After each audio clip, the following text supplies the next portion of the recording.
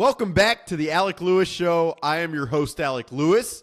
We're recording this on August 19th. It's Monday. You'll probably be listening on Tuesday or later on. But episode 10, I believe this is.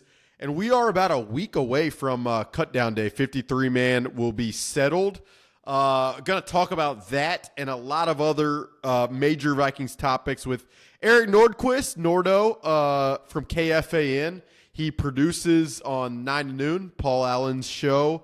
Has been awesome to get to know, do some Saturday shows with over my time in Minnesota. So really great. Always thinking Vikes. He's all in. He's nonstop. He does the rap on the show. He does Vikes Bites. He's constantly thinking this team, the roster, and all of that. So kind of a perfect person to kick some stuff around with. Got some good stuff over at The Athletic.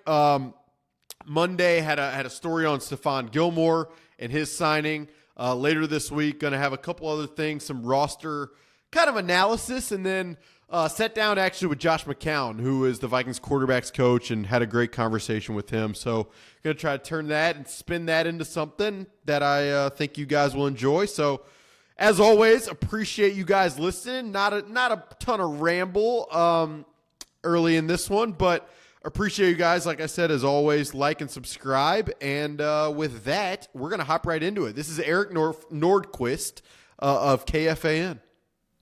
All right, welcome back to the Alec Lewis Show. We have Eric Nordquist of KFAN, which I said right, Chad Abbott. We have him here on the Alec Lewis Show. Eric, how are you? Nordo. I've never called you Eric my whole life, so good start. You know what? I appreciate Eric. Nordo's good.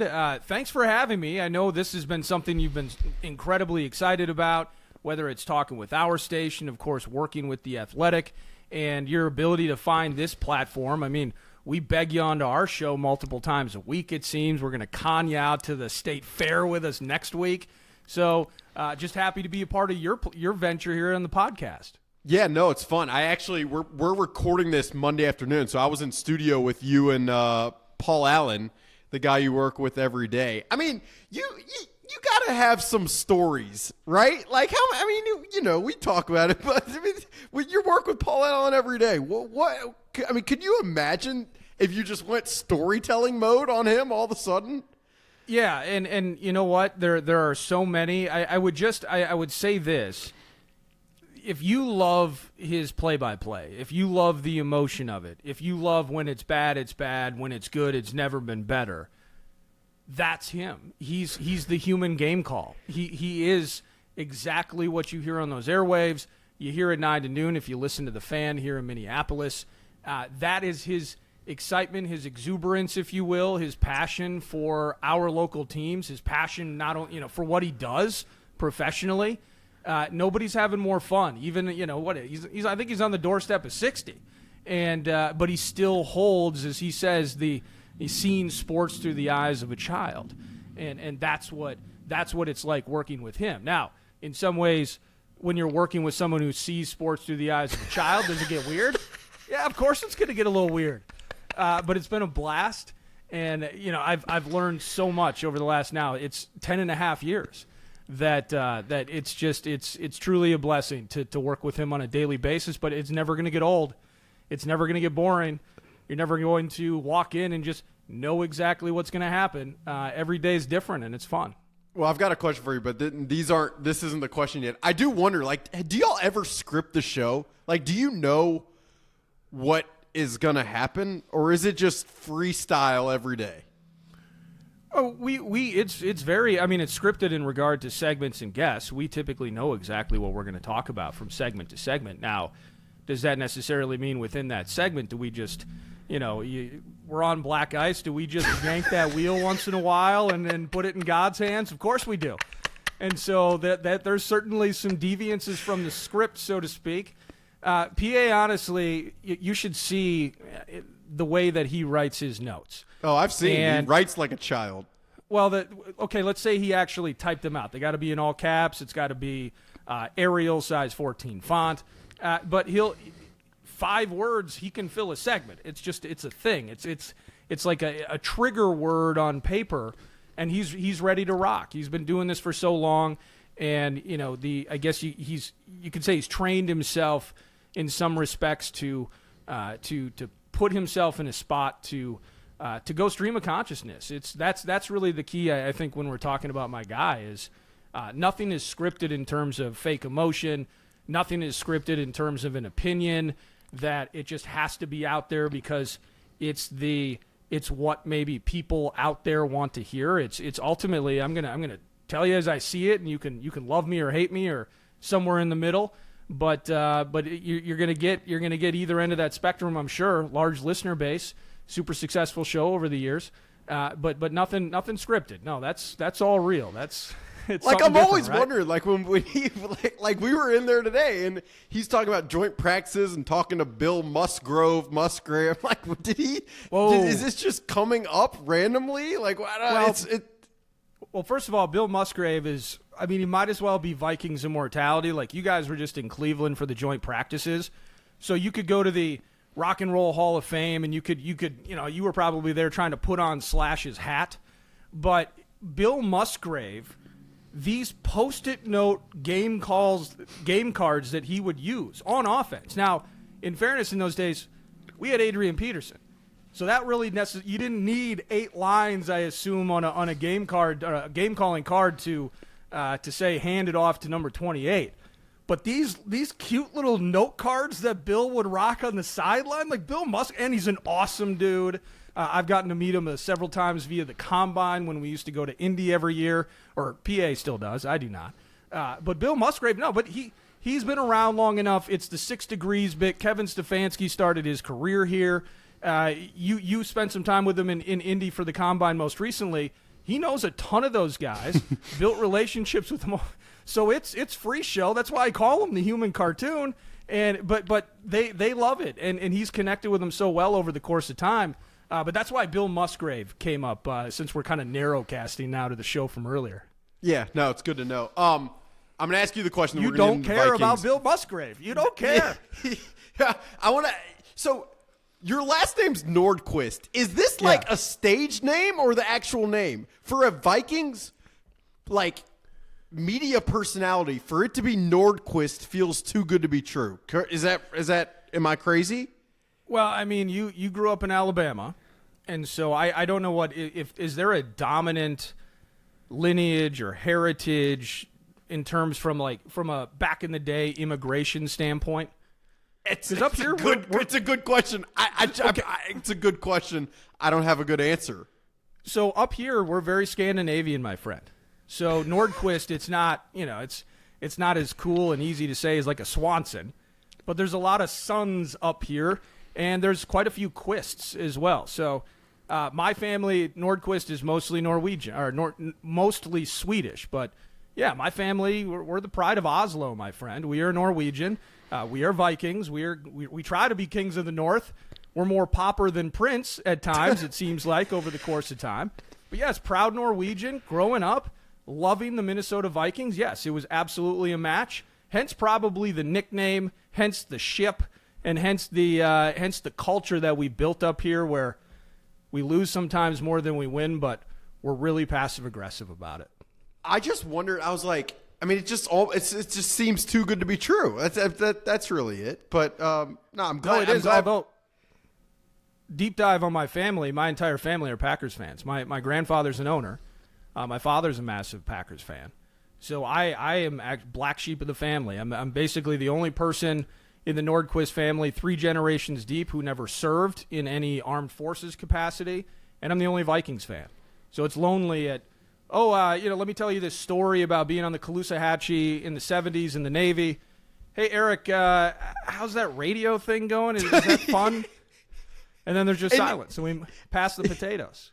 And you're like, damn right, it is fun. Yeah, it is pretty cool. No, it's good. I'm glad to get that out of the way. Vikings talk. You do it every day, so we'll do it right here. Sure. I don't know if you heard, but the Vikings signed Stephon Gilmore, the cornerback, who played for Brian Flores, in New England. Recently played in Dallas. Played a lot of man coverage there. Your thoughts upon hearing that Stephon Gilmore easy for me to say, had signed. Your thoughts were what? Yeah, it needed to happen based on what I've seen through the practices and now getting the chance to see 2 games. And as soon as news broke a week ago, hey, Stephon Gilmore, I think it was Josina Anderson, the weekend leading up to it, said he's going to be here. He's flying out Sunday, going to be here Monday. Well, I mean, you're not kicking tires maybe at this time of camp, and certainly I'm sure he's had other conversations, but this was the first and, as far as I know, the only meeting. It really needed to happen. And we can be excited about Duke Shelley. The Duke is on fire. We can be excited about that. But we know kind of what has transpired really through bad play over the last couple of years. And then you combine that coming into camp, you get tragedy off the field, the sadness of Kyrie Jackson passing away. And as a 4th-round pick, certainly there wouldn't have been any guarantees per se, but it sounded like there was enough buzz and excitement. He was going to have a chance to play his rookie season for the Purple. So you have the tragedy off the field. And then what? The first practice, Mekhi Blackmon. It's good times, bad times with him his rookie season, but there was promise. And there was some, I think with excitement comes expectations for him. He tears his ACL, he's gone. So you have these things taking place. Shaq Griffin, you bring him in through free agency, and he was kind of talking about the fact that this has been the first time in a couple of years that he hadn't been hurt. So now he's healthy and he's excited, and then now we get the soft tissue. It was hammy, calf, I forget exactly what it was, but he's out of the mix, and now even as we're speaking at this moment, I don't think he's going to be back maybe for at least a couple of days. Not going to play in Cleveland, just kind of working him back onto the field slowly. And then what, right? It's a Caleb Evans into year 3. Got to prove something. Andrew Booth Jr., 2nd-round pick in 2022. That was an absolute miss. And to the point where they made a trade. The Vikings basically just flip-flopped guys that they weren't really excited about, weren't getting enough out of. Andrew Booth goes to Dallas, and Deshaun Wright comes here. And so when you're thinking about putting that secondary together, you have Byron Murphy, who at this point you consider him to be the best corner on the team. You have a bunch of unanswered questions, and so something really had to be done, because even as we were talking after that first preseason game against the Raiders, it was like, well, who stood out? I just wanted a guy to make a play. I mean, you know, J.J. McCarthy, you think about how excited we were after that game and all the things that you think about from a preseason standpoint. One of my A topics was, regardless of the rookie QB who's now out of the mix, I mean, injury after injury, but can a corner stand up here? And it didn't happen. And so Dwight McGlothern, he makes a play against Cleveland. That's why they signed Gilmore, by the way, is because McGlothern couldn't finish off he got caught by Tyler Huntley. Turn on the Jets, my man. Let's work on at that point, a little bit. At that point, Kwesi's like, all right, we'll go 9-10. I mean, whatever we got to do. It's correct. There's no question. So I'm going person to person, and you know all of these things already. I think it needed to happen. The contract that you mentioned, the 1 and nearly 10, 7 of it I think is guaranteed right off the bat. That comes with, hey, we're not just going to try this out. This means that he's going to be starting. And so it's Byron Murphy, a healthy Shaq Griffin, and Stephon Gilmore. He is 5 years removed now. Some people will say, well, it was only 5 years ago that he was Defensive Player of the Year.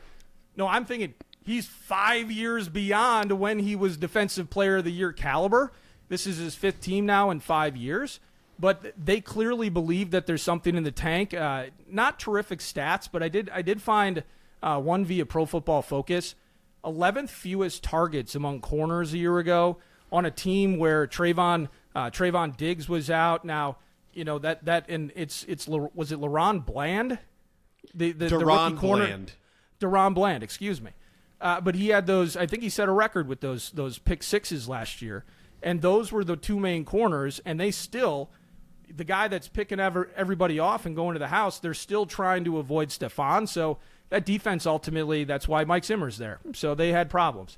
But he's still a guy, I think, at this stage. The connection to Flores helps. The veteran savvy helps. And I think it was you who even likened the idea of like a Patrick Peterson, where he's not winning on the swiftness anymore. He's winning on savvy, right? He's winning on wisdom. And that's, I think, what they're going to ask of him to do this year. But regardless, the cornerback room definitely got better.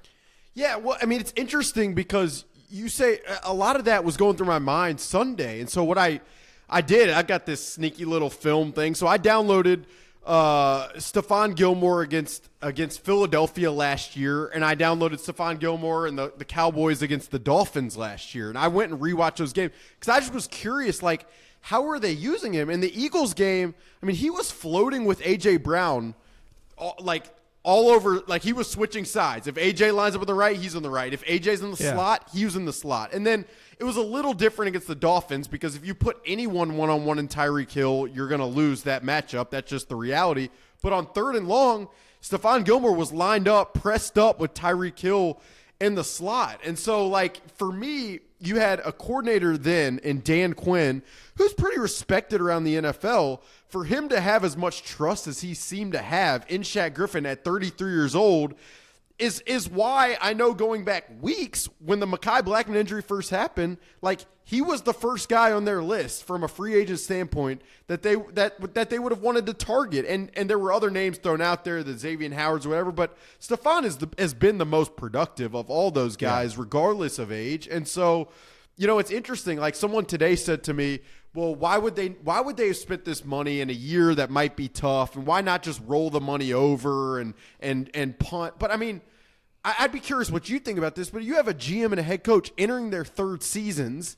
It's not like they have to win. This is obviously a transition season in some regard when you're absorbing as much dead cap as they are. But, I mean, if you had the money to spend, and this is a possibility, and it enhances your defense as much as I think it enhances it, then why not do it? And would you agree with that? No, I would agree with it. And 3rd year of contract, so we want to go with momentum into 2025. I don't see any. I don't find any.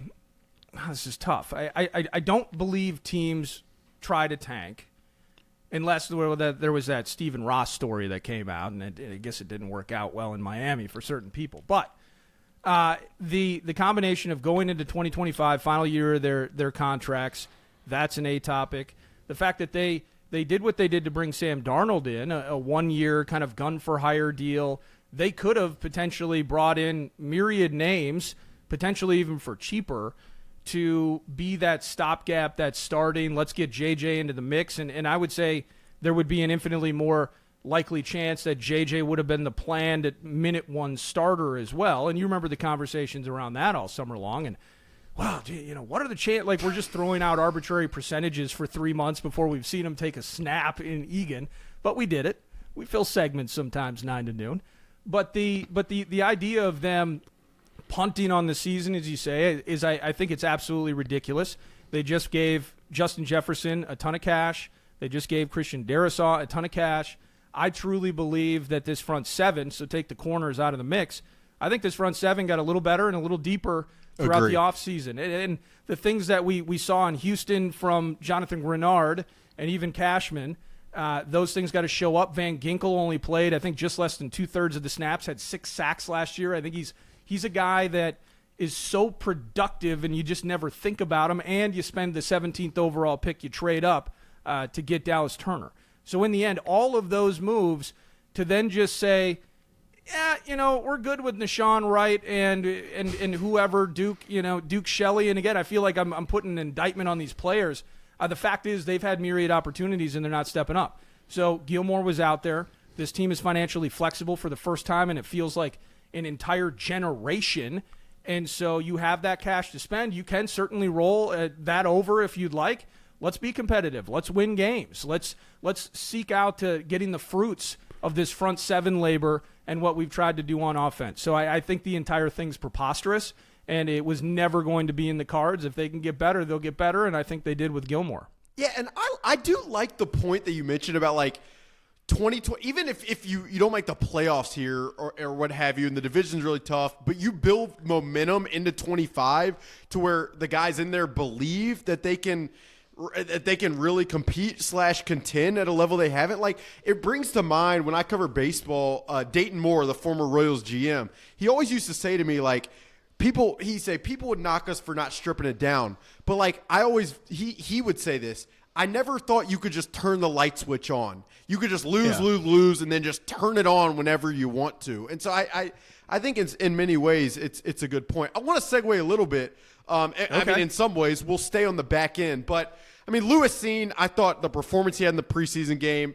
you know me, I'm a very I get a little sappy. I enjoy I ride the wave with this stuff. Oh, yeah. But I just genuinely enjoyed watching a guy who I know has been through a hell of a lot over a long period of time have success in the career, in the hobby that this guy had loved, which is I mean, that he had success with at Georgia, etc. And so I came out of that game feeling very good for Lewis Cine. Like I just appreciated that. I guess then the question quickly becomes, like, now can he make the roster? And I'm still a little quite hesitant there. But what did you feel? What did you think about his performance? And where I mean, what would your reaction be if he made the roster? Like, do you think it's possible?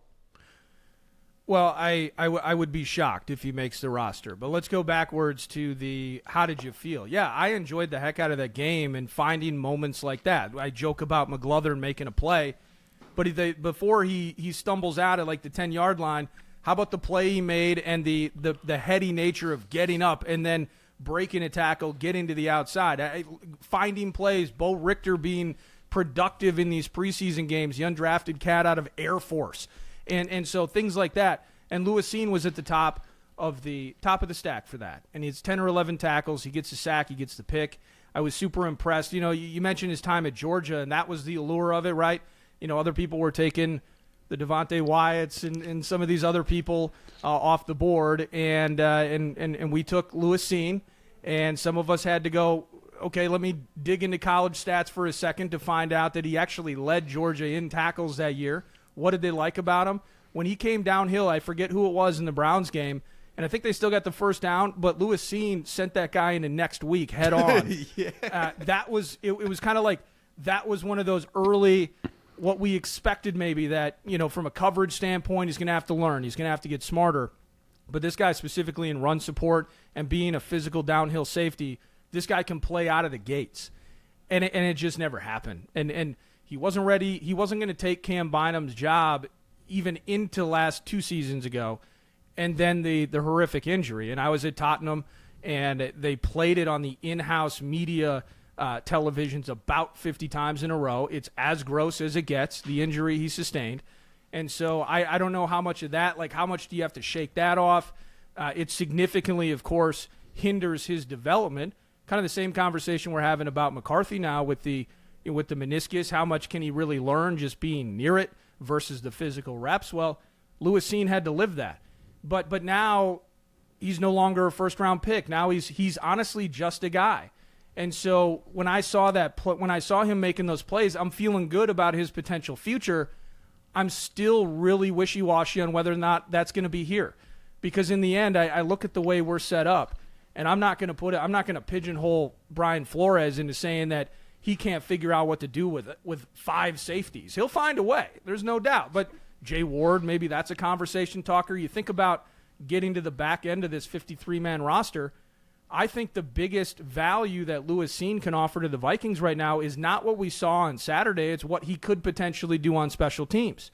And now I'm ignorant to how many reps, and I should be better at this, but in terms of how active he is in that mix, what he's thought of regarding his ability to contribute on special teams. But I already believe, despite him being a first-round pick, that he needs to prove himself there. Otherwise, he'll be looking elsewhere. Yeah, no, and it really hasn't been a massive contributor on special teams the past couple of years. No. And beyond the happy compound for him fracture, to be healthy, though.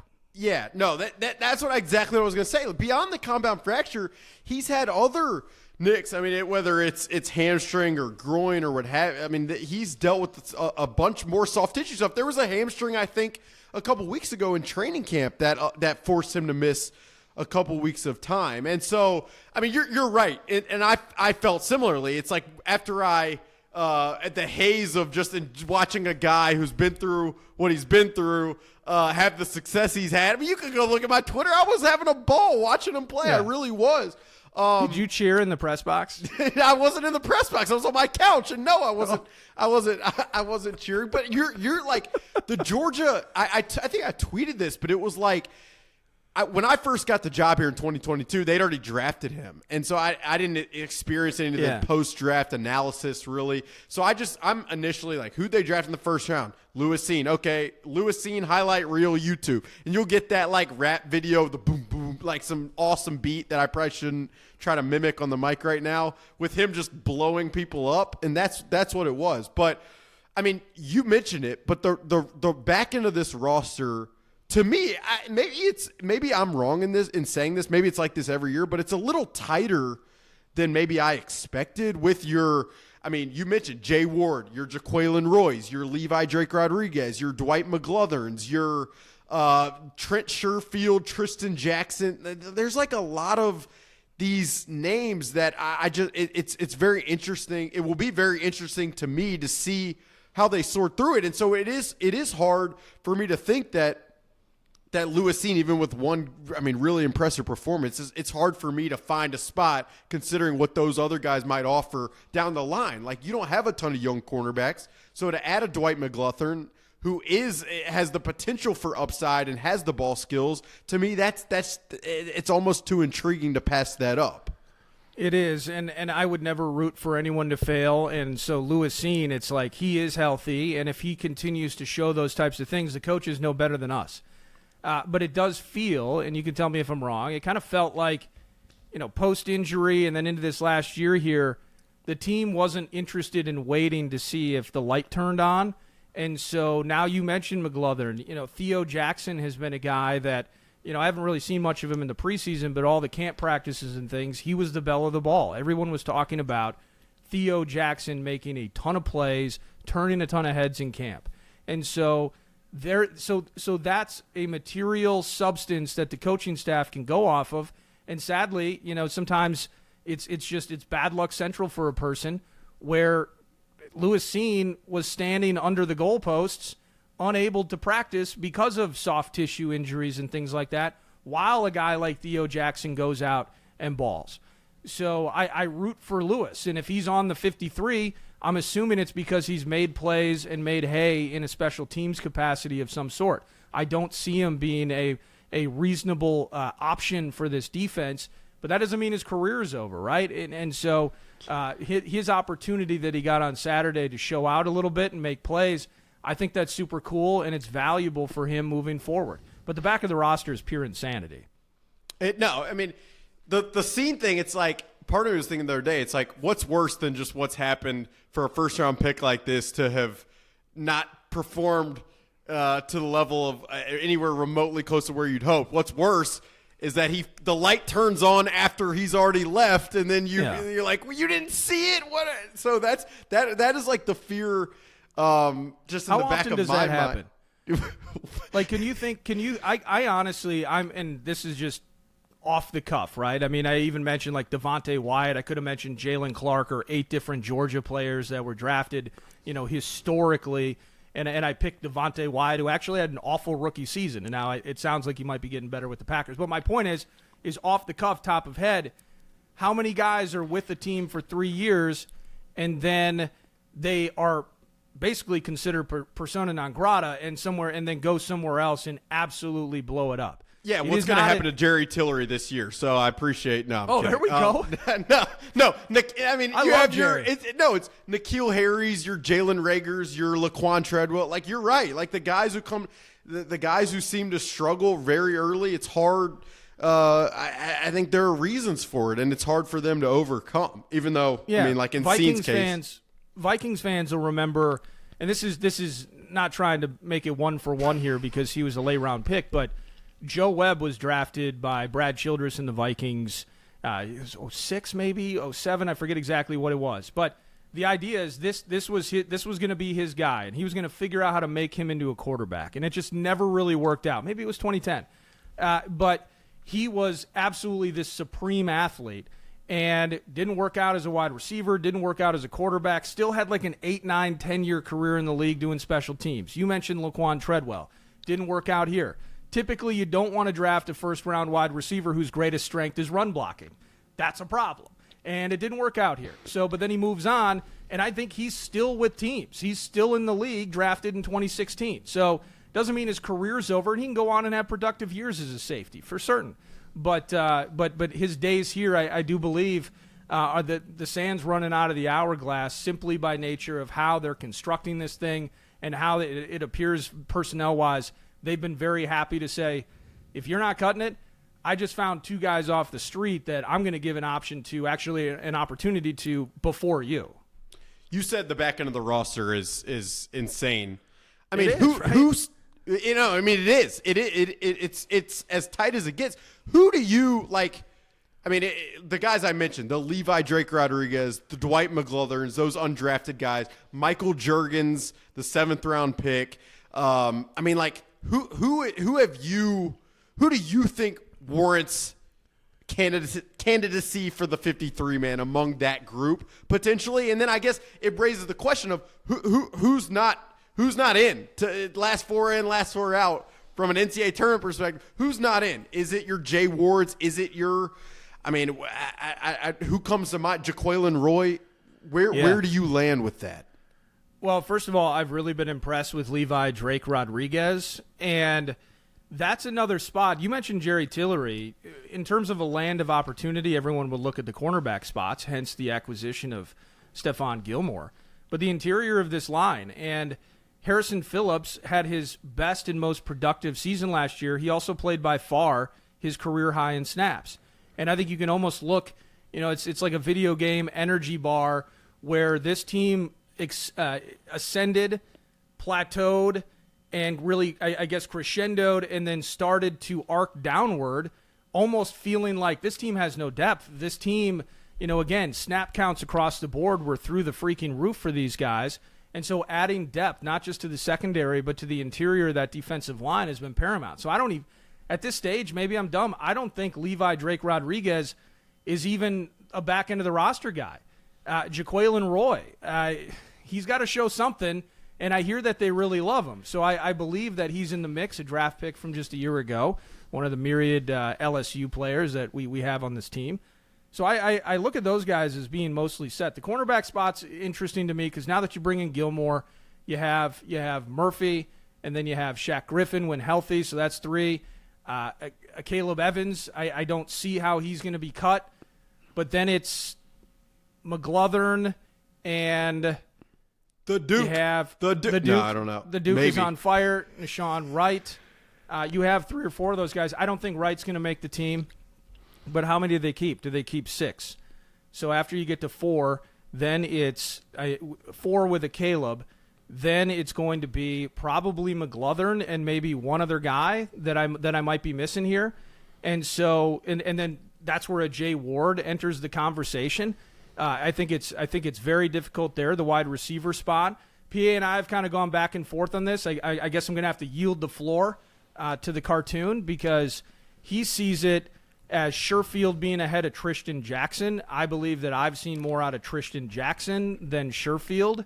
But in the same respect, it's JJ, it's Addison, it is Jalen Naylor, and then you're going to get Brandon Powell in the mix. So then Tristan Jackson or Sherfield, either way, it ends up being the number 5. They kept 5 last year. Do they potentially keep 6, where Jackson and Sherfield are in the mix? And if they keep 6, since we're going to continue down the back end of the roster, we have 50 tight ends on this roster right now, my man. So it's, we have Hawkinson on the mend, on the pup, and I don't know when that's going to be changing. So you got Josh Oliver.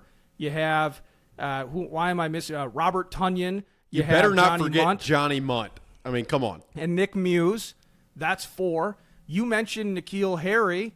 And I'll tell you this. What I've heard about N'Keal Harry, immense talent. And they clearly, this team's done everything, I feel like, moving him now from wide receiver to tight end. He's put on some weight. They love him. Great dude, but he's just doing everything a little slow right now because he's effectively, different route tree and all of that as an outsider. I mean, come on. Like, I know about running anywhere these days. But the progression of him, is that enough to make the team? And then is Nick Muse out? And then Robert Tunyon hasn't been able to get on the field. He hasn't been shown himself, little back problems. If he's healthy, I think he's absolutely on the team. But they kept 4 tight ends a year ago. Will they keep 4 again? And again, whatever 4 in that combo, if it's Oliver, Munt, Tunyon, and Muse, or it's, let's take Tunyon out of the mix. He's not healthy, can't make it work. They even put in N'Keal Harry. Well, one of those guys then ultimately, probably be Muse, has to go as soon as Hawkinson gets back. So stuff like that's super interesting to me.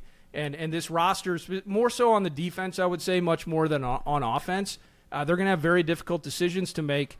What is it, a week from tomorrow maybe is cut down day? It is, something like that, Tuesday? The 27th. I mean, listen to you talk. I feel like I need to get a whiteboard, I need like markers drawn up everywhere. If we do here. This is why in Quasimodo and Kevin O'Connell's office, they have these beautiful placards of pins to put. No, I mean, the other aspect that you didn't mention, and I'll go through some of what you said because it's interesting to me, but like Dan Feeney has been injured on the interior of the offensive line. He did not play Saturday against Cleveland. He didn't practice last week against the Browns in joint practices. From what I know, he kind of got rolled up on.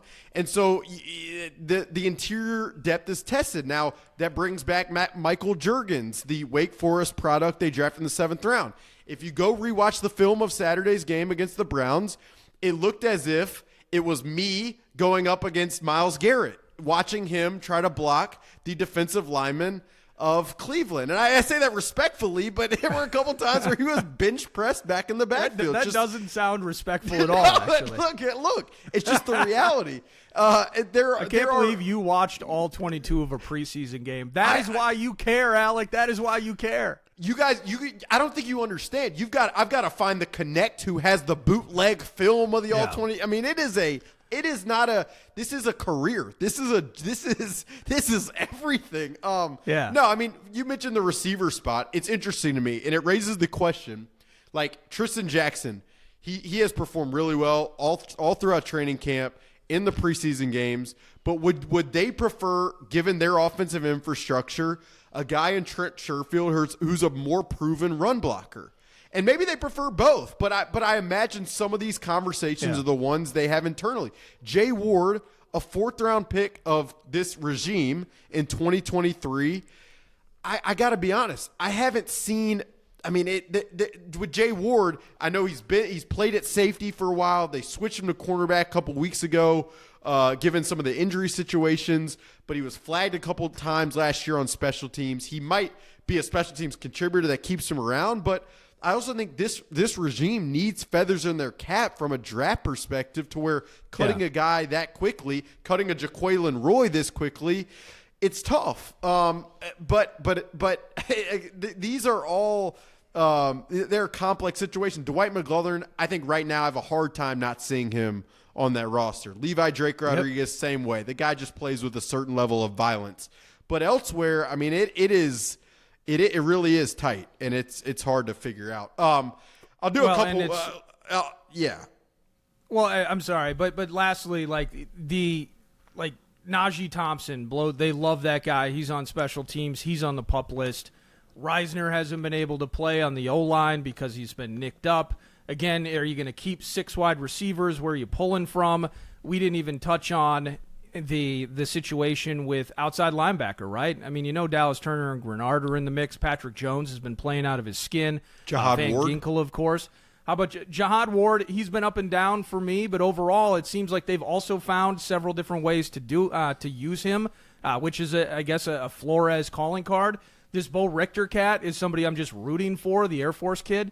So, yes, it's a complete – I said to PA, I'm like, this thing's a complete rat's nest.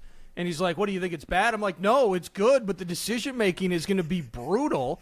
And I don't know if maybe it's a Jay Ward because he's a 4th-round draft pick and they're looking for a win, that pushes a McGlothern to the practice squad. I just think in other years you can generally get like 45-ish, because if one's in and one's out, you got to go -2. But you can get 44, 45 of it right and feel really good about it.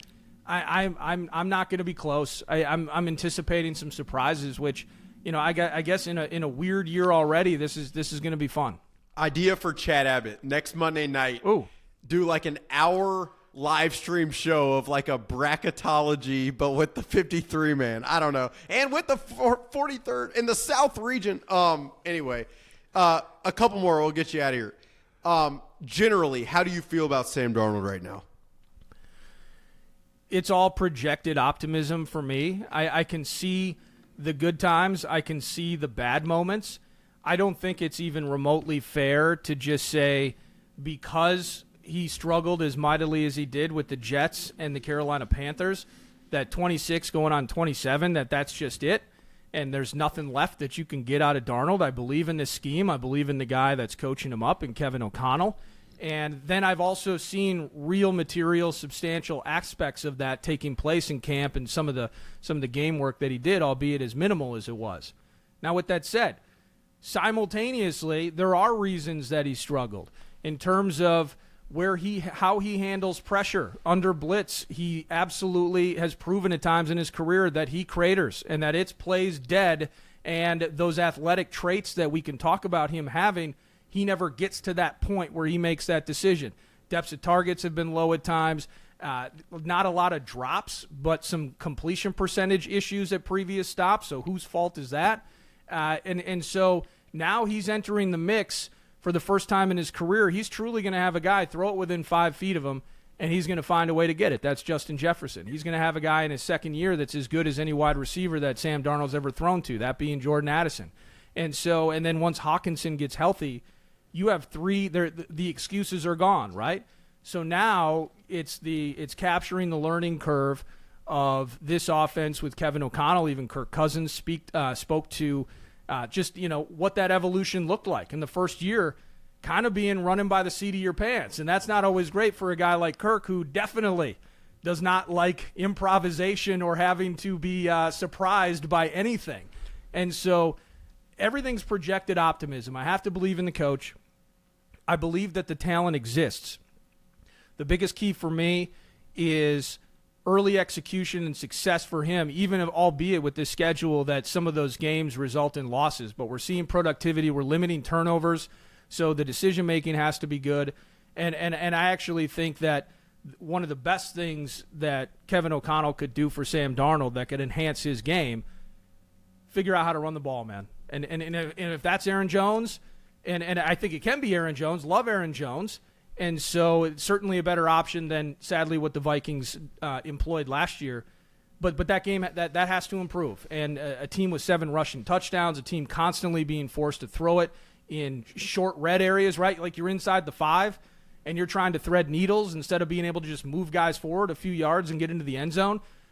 In some ways, in the efforts of being so perfect via the pass, almost in an artistic way, I think that the run game has been neglected gradually and really exponentially bad over the last 2 years. So run game needs to get better. I need to see those decision makings in real time, not just one drive in the preseason. My projected optimism is the combination of the talents that led him to being the 3rd overall pick with the scheme and the coach and the weapons that he has, that it's not going to be awful.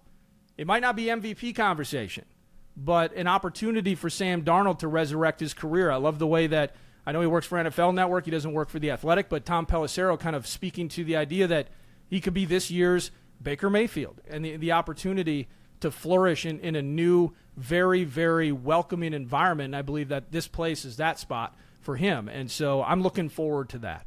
The thing you mentioned that I want to highlight is initially when they signed him, I thought about the learning curve that Kirk Cousins, a guy who had played as much as Kirk had in this system, I thought about the way he talked about it.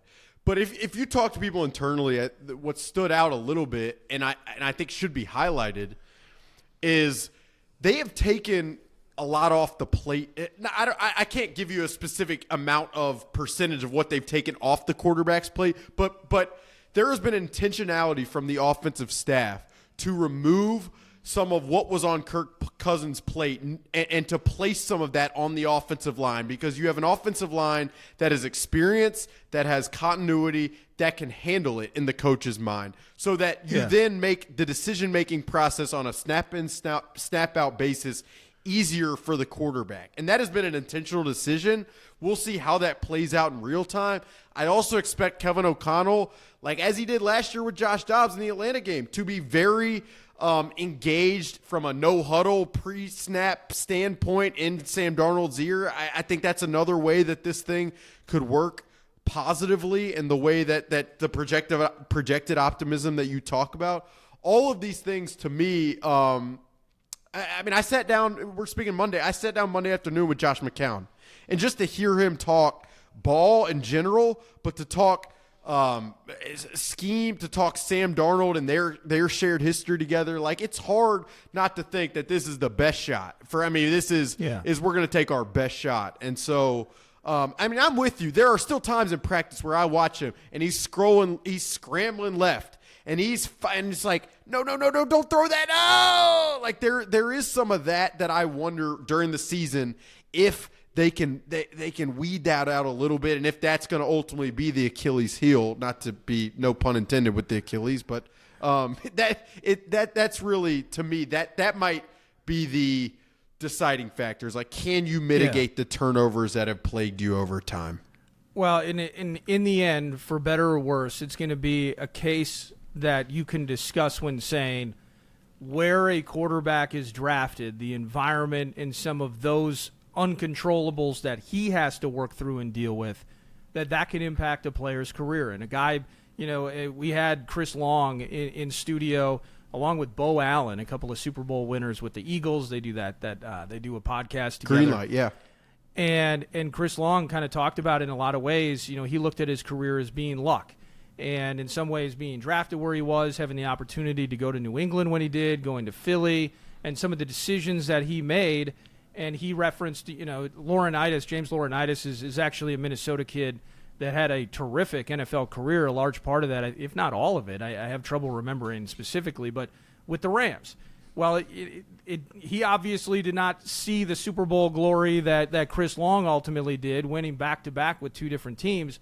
But the idea that, a Sam Darnold could just be unlucky, and I'm sure there are probably a handful of former Jets draft picks that'll get in line and say, yeah, I was unlucky. I was drafted by the Jets too, right? And the conversation around the quarterback position in New York, the way that they still revere Joe Namath versus all the names, the Penningtons of the world, the Mark Sanchez's of the world, where the butt fumble and just trying not to screw it up for the defense was really his calling card during his career. That, luck plays into it, and sometimes a franchise just doesn't do well developing a certain spot. So now he's in a position, I just think, and you've seen it with Kevin O'Connell, be accurate, right? Have arm talent, be accurate, and by nature of my scheme, I'm going to get guys open. And Justin Jefferson's pretty good at getting open. Addison's pretty good at getting open. Hawkinson's a pretty damn nice target. So if you have arm talent and you have accuracy, you can succeed. And if they believe Sam Darnold has that, then to a certain extent, I have to have some optimism about what they're able to produce with him. Yeah. The run game is important. I mean, you said it, but it is a topic. Yeah. It's like Stefan Gilmore today, he talked to the media and he made a joke. He's like, it starts up front. That's what they always say. It's like, yeah, they always say it. And it's like, the more I cover football, the more it's just so obvious to me that it's not the run the ball and play defense. Yeah, literally. It's I mean, it's not that hard. I'm just an idiot writer. No, anyway. It was fun to talk, Noto. I appreciate it. I had, we could have talked for an hour and a half, but I appreciate you hopping on and obliging me with a question about your last name, which is, you guys let me have it for Alabama, and my inability to use a mic and my dandelion picking attitude. It sounds like, so I had to kind of bounce back and forth. But yeah, you're the thoughts and you're the hearts and minds of the Athletic is really what you are. And we 9 to noon appreciate hope. We appreciate positivity. And who does it better on a weekly basis on our show than you do? But no, man, this is fun. I'm hanging out in my basement talking about football on a Monday night. This is awesome. This is right. Great. That's what you tell your family when they ask you, "How's the radio thing going?" You get to talk football for a living. No, trust me. Anytime I get Molly, my wife. Molly, I just had a real tough day today. Yeah. Okay, Eric. Yeah, I had a real tough. I work a part-time job, effectively, right? Craziness. Nordo, it's all good. Thanks for hopping on. This is fun, though. Appreciate Cheers, it. brother. And that'll do it for the Alec Lewis Show. Hope you guys enjoyed that. Nordo is always very fun to talk to, and as you could tell through some of those late roster conversations, this guy is all in. He can name all the tight ends, the cornerbacks, the receiver situation. you could tell he really enjoyed it. So it was fun to have him on, and always, as he knows this, enjoy our conversations both in studio and off the mic and all that. So it was cool that you guys got to hear from him. You can follow him on the socials, and then and read some of the stuff at The Athletic. I mentioned the McCown deal coming hopefully later this week, and a bunch more as we kind of get closer to cut day and the season. I mean, we're really only like 3 weeks away, which is absolutely crazy. It has been a wild ride to this point, and that will continue because this is the Vikings and this is the NFL. So stuff happens. It's wild. Probably going to do another guest later this week. Might do another little mailbag segment. A lot of people enjoying some of that stuff and the non-football stuff. So we'll keep that going. Any other ideas, suggestions, recommendations, I'm all ears. So provide that. In the meantime, appreciate you guys listening. Enjoy your week. This is the Alec Lewis Show. Thanks for listening.